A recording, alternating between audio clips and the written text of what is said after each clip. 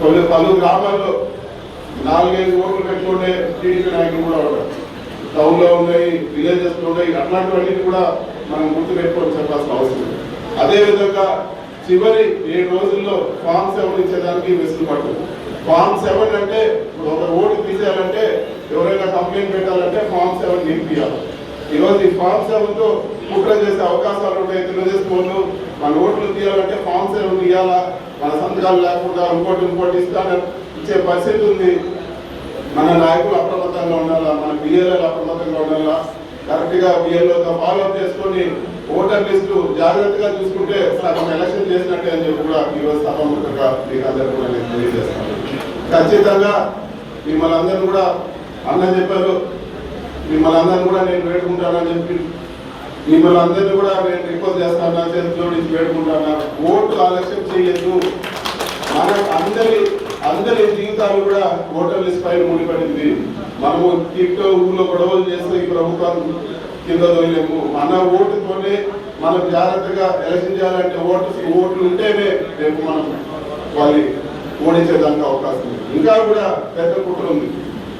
ఈరోజు election manage చేసుకుందామనే ఉద్దేశంతో ఈరోజు చంద్రబాబు నాయుడు ఉన్నాడు కాబట్టి ఎక్కడ కూడా పథకాలు ఇవ్వడం లేదు.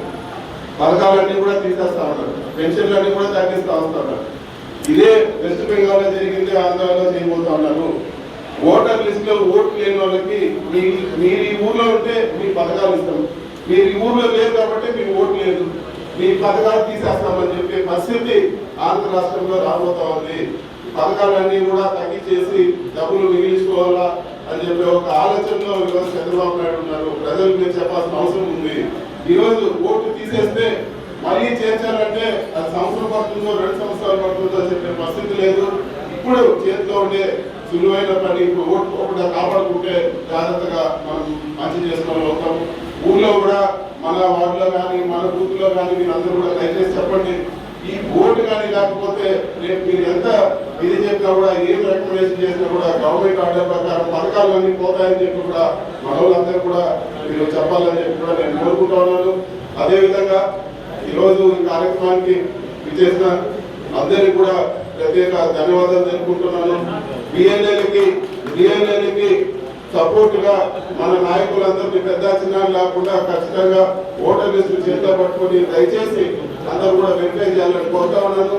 అదేవిధంగా ఈ రోజు రాష్ట్రంలో వైఎస్ఆర్సీపీకి నెంబర్ 1 నియోజకవర్గాల్లో మన రాయచోటు ఉంది. మెంబర్షిప్ లో కానీ ఈ రోజు ఓట్లు చేసే కార్యక్రమంలో కానీ అదేవిధంగా మా నెంబర్ 1 స్థానాన్ని మనం నిలబెట్టుకోవాలని చెప్పి కూడా ఈరోజు మిమ్మల్ని అందరూ కూడా మనస్ఫూర్తిగా కోరుకుంటూ ఈ కార్యక్రమాన్ని విచ్చేసిన అందరికీ కూడా ధన్యవాదాలు తెలుపుకుంటాను.